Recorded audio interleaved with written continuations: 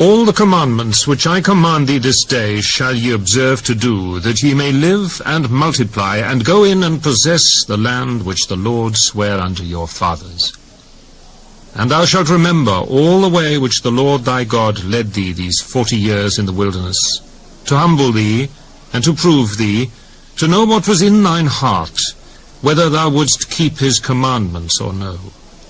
And he humbled thee, and suffered thee to hunger, and fed thee with manna, which thou knewest not, neither did thy fathers know,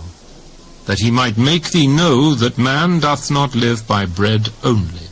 but by every word that proceedeth out of the mouth of the Lord doth man live. Thy raiment waxed not old upon thee, neither did thy foot swell these 40 years. Thou shalt also consider in thine heart, that as a man chasteneth his son, so the Lord thy God chasteneth thee.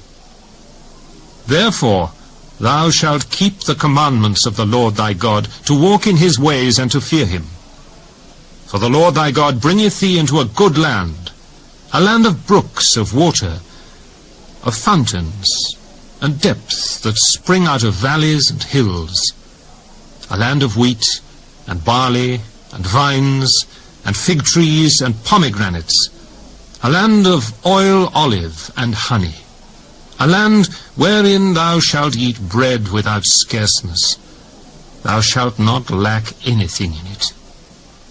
A land whose stones are iron, and out of whose hills thou mayest dig brass. When thou hast eaten and art full, then thou shalt bless the Lord thy God for the good land which he hath given thee. Beware that thou forget not the Lord thy God, in not keeping his commandments, and his judgments, and his statutes, which I command thee this day. Lest when thou hast eaten and art full, and hast built goodly houses, and dwelt therein, and when thy herds and thy flocks multiply, and thy silver and thy gold is multiplied, and all that thou hast is multiplied, then thine heart be lifted up, and thou forget the Lord thy God, which brought thee forth out of the land of Egypt, from the house of bondage, who led thee through that great and terrible wilderness, wherein were fiery serpents, and scorpions, and drought, where there was no water, who brought thee forth water out of the rock of flint, who fed thee in the wilderness with manna, which thy fathers knew not, that he might humble thee, and that he might prove thee, to do thee good at thy latter end. And thou say in thine heart, My power and the might of mine hand hath gotten me this wealth.